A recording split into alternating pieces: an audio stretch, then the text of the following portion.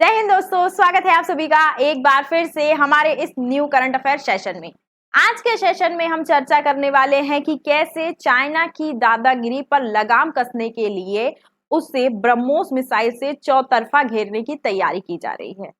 आखिर भारत और रशिया की इस सुपरसोनिक मिसाइल से क्यों घबराया है ड्रैगन, और क्या चाइना की आक्रामकता को काउंटर करने का एक हथियार बन चुकी है, एक रणनीतिक हथियार बन चुकी है ये ब्रह्मोस मिसाइल। साथ ही हम उन देशों के नामों पर भी चर्चा करेंगे, उन देशों की लिस्ट पर भी चर्चा करेंगे जो भारत से इस ब्रह्मोस मिसाइल को खरीदने की तैयारी कर रहे हैं ताकि वो चाइना की आक्रामकता से निपट पाए।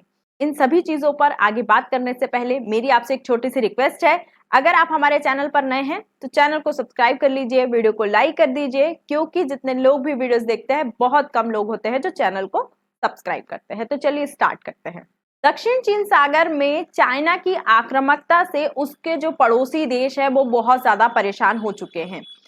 एक तरफ चाइना दक्षिण चीन सागर में अपने कृत्रिम द्वीपों का निर्माण कर रहा है, तो दूसरी तरफ वो अपने सैन्य ठिकानों को मजबूत कर रहा है। इसलिए आए दिन जो चाइनीज शिप हैं, जो वॉर शिप हैं, वो दक्षिण चीन सागर का ब्यौरा करती ही रहती हैं। साथ ही इंडो पैसिफिक रीजन में भी चाइना की इन शिप्स की जो गतिविधियां हैं, जो घुसपैठ है, वो बहुत ज्यादा बढ़ चुकी है।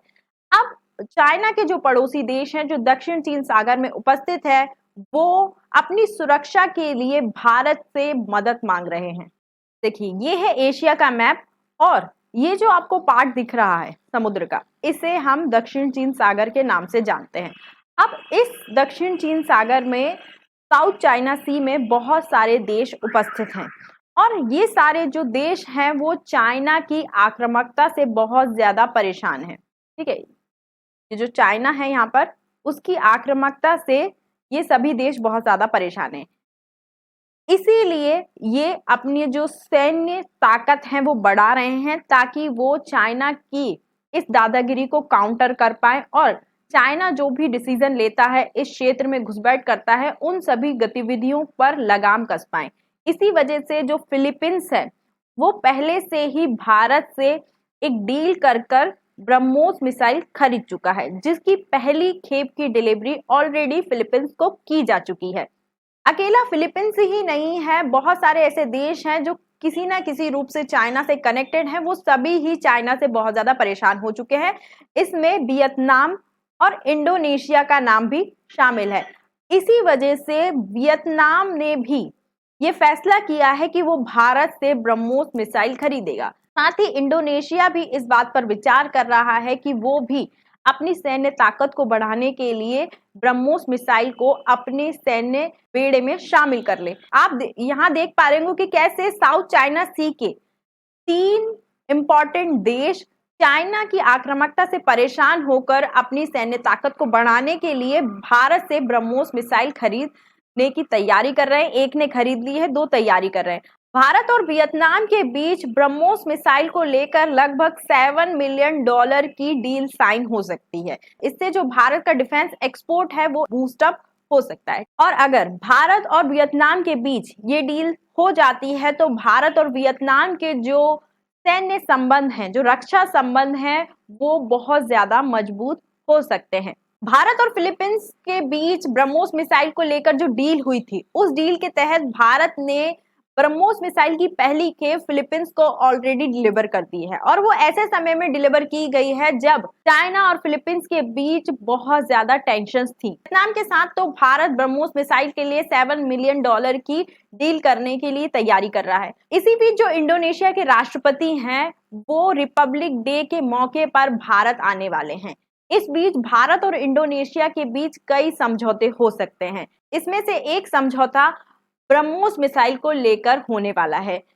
इसके साथ ही जो इंडोनेशिया है, इंडोनेशिया के लगभग 400 सैनिक गणतंत्र दिवस की परेड में शामिल होने वाले हैं, और ये भी एक बड़ा ऐतिहासिक पल हो सकता है, क्योंकि आज तक किसी भी मेहमान देश ने इतनी बड़ी संख्या में अपनी सैनिकों को भारत की गणतंत्र दिवस की परेड में हिस्सा लेने के लिए नहीं भेजा है। तो ये एक बहुत ज्यादा इम्पोर्टेंट पल, एक इम्पोर्टेंट मूवमेंट हो सकता है भारत और इंडोनेशिया के रिश्तों के लिए। और इसके साथ ही अगर इंडोनेशिया भारत से ब्रह्मोस मिसाइल खरीदता है तो ऐसा करने वाला वो दक्षिण चीन सागर का तीसरा देश बन जाएगा। पहला देश फिलीपींस है, दूसरा वियतनाम और तीसरा इंडोनेशिया हो सकता है। अब तक आपको ये समझ में आ गया होगा कि ब्रह्मोस केवल एक मिसाइल नहीं है जिसे भारत व्यापार के रूप में बेच रहा है, उससे अपना डिफेंस एक्सपोर्ट बढ़ा रहा है, बल्कि ब्रह्मोस मिसाइल एक प्रकार का हथियार है, एक प्रकार का साधन है, रणनीतिक साधन है, जिसका उपयोग चाइना की आक्रामकता को कम करने के लिए, चाइना को काउंटर करने के लिए किया जा रहा है।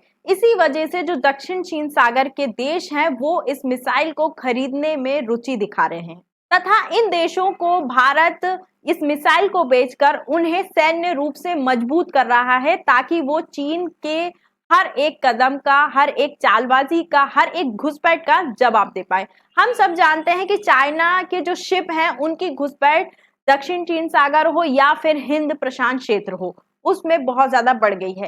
रिसेंटली भारत के क्षेत्र बे ऑफ बंगाल के पास भी चाइना का शिप देखा गया था, जिस पर मैंने एक डिटेल वीडियो भी बनाई थी कि कैसे चाइना का एक सर्वेक्षण जहाज उस टाइम पर भारत के समुद्र क्षेत्र में एंटर करता है जिस टाइम पर भारत अपने हथियारों की टेस्टिंग करने वाला था।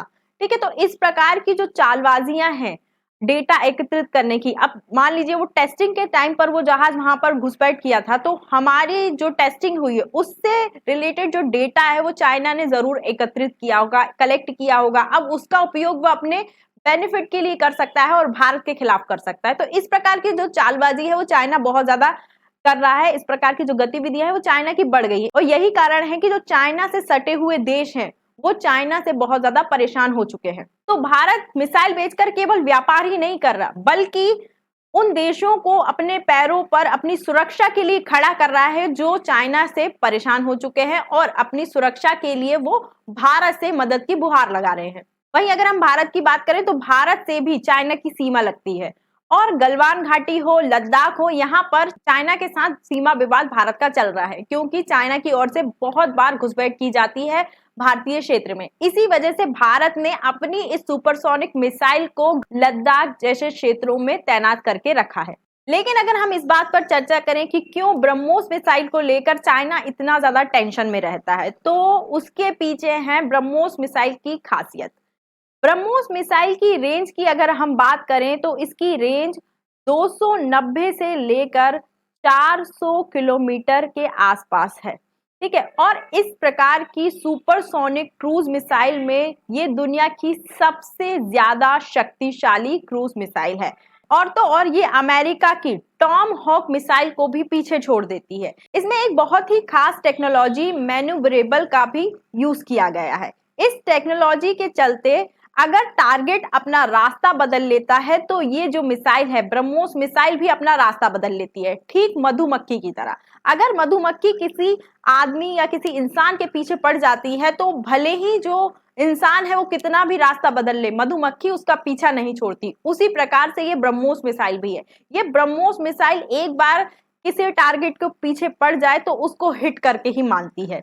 ब्रह्मोस मिसाइल न्यूक्लियर वॉरहेड से भी लेस है, साथ ही इसे पनडुब्बी, शिप, फाइटर जेट और जमीन से ही लॉन्च किया जा सकता है। ठीक है, तो पनडुब्बी से भी इसे लॉन्च किया जा सकता है, जो हमारे वॉरशिप होते हैं उनसे भी ब्रह्मोस मिसाइल को हम लॉन्च कर सकते हैं। साथ ही हमारे जो फाइटर जेट हैं उनसे भी हम इस ब्रह्मोस मिसाइल को लॉन्च कर सकते हैं। भारतीय वायुसेना दुनिया की पहली ऐसी एयरफोर्स है जिसके बेड़े में इस प्रकार की सुपरसोनिक क्रूज मिसाइल शामिल है। और जैसा कि मैंने बताया कि ब्रह्मोस मिसाइल का जो निर्माण है, जो डेवलपमेंट है, वो भारत और रशिया दोनों ने मिलकर किया है। भारत की ओर से डीआरडीओ ने इसका डेवलपमेंट किया है, वहीं रशिया की ओर से एनपीओ मशीनो स्त्रोनेशिया ने इस कार्यक्रम में हिस्सा लिया है। ये मिसाइल पलक झपकते ही अपने दुश्मन को नष्ट कर सकती है। सबसे खास बात है इसकी स्पीड। इसकी स्पीड ध्वनि की गति से 3 गुना ज्यादा है, जिससे ये पलक झपकते ही अपने टारगेट को हिट कर सकती है। इसके साथ ही ये बहुत कम ऊंचाई तक उड़ान भरकर अपने टारगेट को हिट कर सकती हैं। और यही रफ्तार, ताकत और सटीकता इसे दुनिया की सबसे खतरनाक मिसाइल बनाता है, क्योंकि ये भारत और रशिया के संयुक्त प्रोजेक्ट के द्वारा निर्मित की गई है। इसी वजह से इसे बेचने के लिए दोनों देशों की सहमति होना जरूरी होती है। भारत की इस प्रोजेक्ट में हिस्सेदारी 50.5% की है। ब्रह्मोस ने न केवल भारत की ताकत बढ़ाई है, बल्कि साउथ ईस्ट एशिया के देशों को चाइना की आक्रामकता से लड़ने के लिए एक नई उम्मीद दी है। अमेरिका, ऑस्ट्रेलिया और जापान जैसे देश पहले से ही इंडो पैसिफिक रीजन में चाइना की घुसपैठ रोकने की कोशिश कर रहे हैं। अमेरिकी राष्ट्रपति डोनाल्ड ट्रंप पहले ही अपनी मंशा जाहिर करके चाइना को ये क्लियर मैसेज दे चुके हैं कि उनका मेन टारगेट रशिया नहीं, चाइना है। ऐसे में भारत की ब्रह्मोस डिप्लोमेसी से चाइना चौतरफा घिर सकता है। चीन इस हलचल को लेकर टेंशन में है। वो इसे अपने खिलाफ एक साजिश बता रहा है।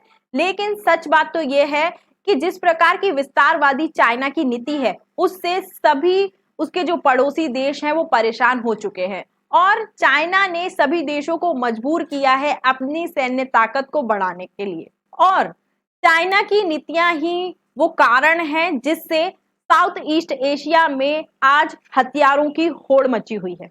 आपकी क्या राय है? क्या ब्रह्मोस मिसाइल एशिया में शक्ति संतुलन बदल पाएगा? क्या चाइना का वर्चस्व साउथ एशिया में खत्म हो जाएगा? अपनी राय हमें कमेंट में लिखकर जरूर बताइए। और अभी हमारा चैनल मोनेटाइज नहीं है, तो अभी आपका लाइक और सब्सक्राइब ही हमें मोटिवेट करता है। तो इस वीडियो को लाइक कर दीजिए, चैनल को सब्सक्राइब कर दीजिए। मिलते हैं नेक्स्ट सेशन में, तब तक के लिए जय हिंद, जय भारत, थैंक यू।